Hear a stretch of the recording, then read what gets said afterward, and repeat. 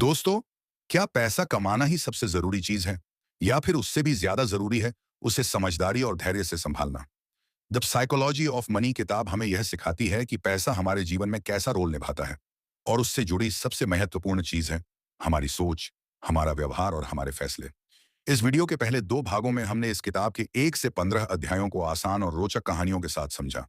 अब इस तीसरे और अंतिम भाग में हम 16 से 20 अध्यायों की बात करेंगे, जो न सिर्फ पैसे के नजरिए से बल्कि जीवन के नजरिए से भी बहुत जरूरी है। तो चलिए शुरू करते हैं आज का यह ज्ञान से भरा सफर। चैप्टर 16, यू मी अलग सोच अलग सफर।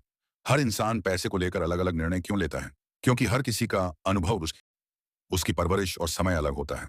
इस बात को एक उदाहरण से समझते हैं। मान लीजिए एक व्यक्ति 1950 में पैदा हुआ और उसने 87 के दशक में बहुत कठिन आर्थिक समय देखा।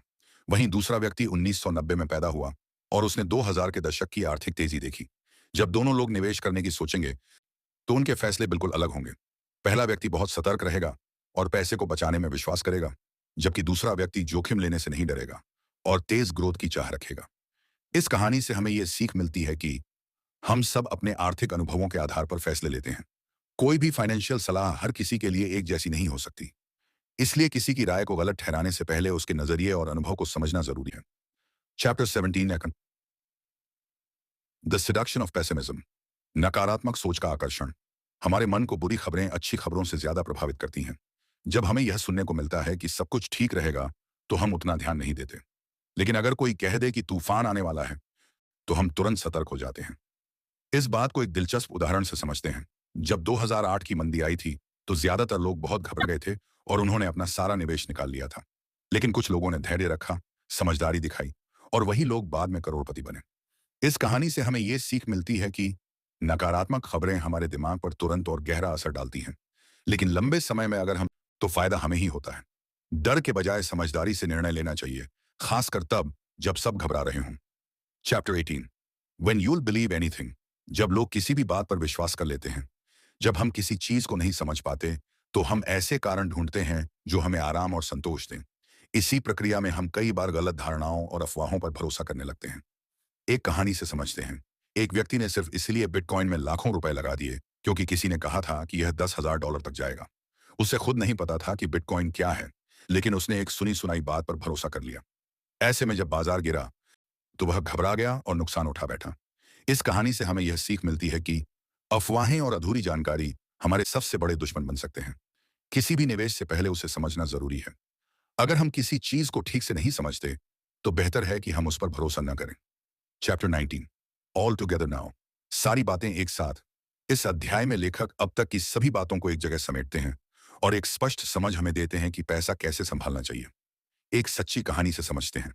एक मिडिल क्लास आदमी जो महीने में सिर्फ ₹5,000 की सिप करता था, 25 साल तक लगातार करता रहा। उसने न तो शॉर्टकट अपनाए, न स्टॉक ट्रेडिंग की, न किसी बड़ी स्कीम में फंसा, बस संयम और अनुशासन से चला। आज वो करोड़पति है। इस कहानी से हमें यह सीख मिलती है कि पैसा कमाना जरूरी है, लेकिन उससे भी जरूरी है उसे टिकाऊ तरीके से संभालना। जटिलता नहीं बल्कि सरलता और निरंतरता ही फाइनेंशियल सफलता की कुंजी है। दूसरों से तुलना करने की बजाय अपनी क्षमता के अनुसार चलना ज्यादा सही होता है। Chapter 20, confessions.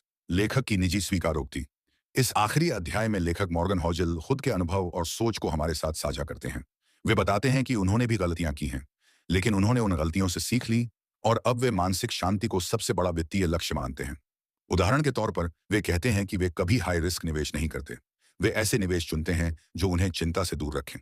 उनका मानना है कि असली अमीरी वही है जब आप बिना डर और तनाव के जी सकें।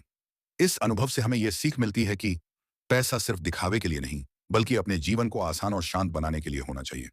हर किसी की वित्तीय यात्रा अलग होती है। आपको अपनी सोच खुद बनानी होगी। अगर पैसा होते हुए भी आप तनाव में हैं, तो वह पैसा बेकार है।